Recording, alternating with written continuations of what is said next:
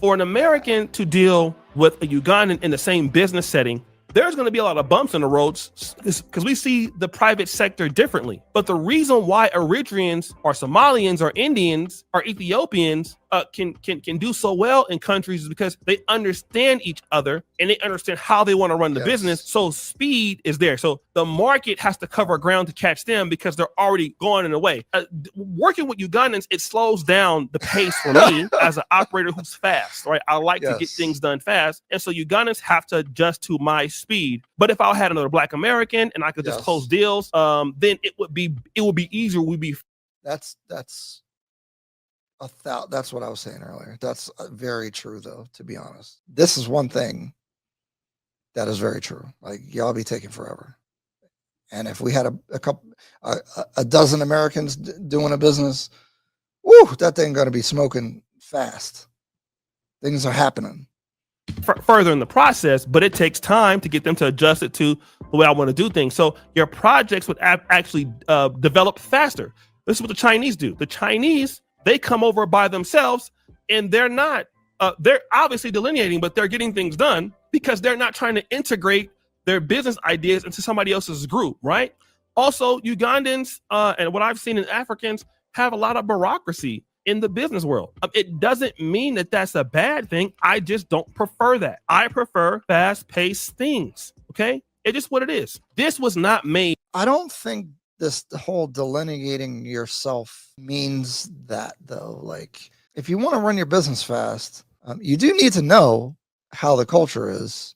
But if you did have fast people, it would be faster. But I don't think you have to delineate so completely in that way, right? Out of hatred. As you guys know, I love Uganda. I made some of the best relationships in my life in Africa. Kenya, I love it. Nigeria, I love it. While I don't love everything, I think O'Shea would be complaining less if he was in Kenya. From everything I hear about his experience in Uganda, and even them talking about the differences, I think if his business is, because there is fast people in Kenya, like there's some modern, like people that are moving pretty quick. Not the majority, but there are people you can work with. About Africa, I love the most about it. But the reality is I've tried assimilating.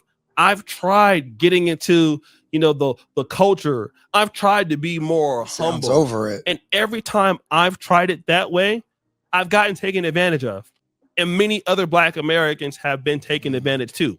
And other I just can't relate to it yet, but maybe I'll feel that way later on because I'm still young in the game as far as being on the continent and East Africa. Africans and other Black British.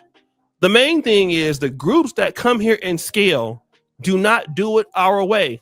They force respect in relationships with locals, and they force respect relationships abroad. This is how everybody does it. And it forces other groups to give you value. If we're going to deal with Ugandans, we must give them value. But Ugandans must also give us value. If we're working with Rwandese, if we're working with Caribbeans, if we're look at them hills in Rwanda. If we're working with Rwandese, if we're working with, look at that. That's nice. That's beautiful. Caribbeans, if we're working with other groups, we must give value, but we must force them to also give us value. And if we do that, then we will have less infighting. We will have less criticisms. We will actually come to the table more with more to offer. And then we get things done quicker and we get things done better. But if we don't, we will have one side of the table of the community feeling like, they were taken advantage of, whether it be the African side or the Black American side. It's funny because, again, I've been in negotiations for some of these deals, and this is a concern that I've been having, but really from watching O'Shea and other content creators and from as much information as I gathered, but I've never felt like, I feel like the people that I've dealt with so far have been treated very fairly. So, and I don't say that to invalidate because, again, I'm new, so I don't know. I haven't had these experiences. I'm looking for them, actually. I'm like, when are they going to stick me on a deal? It hasn't happened.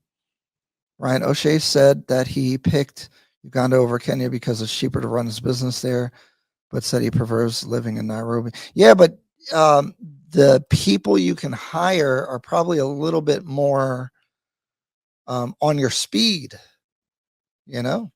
Or the diaspora side.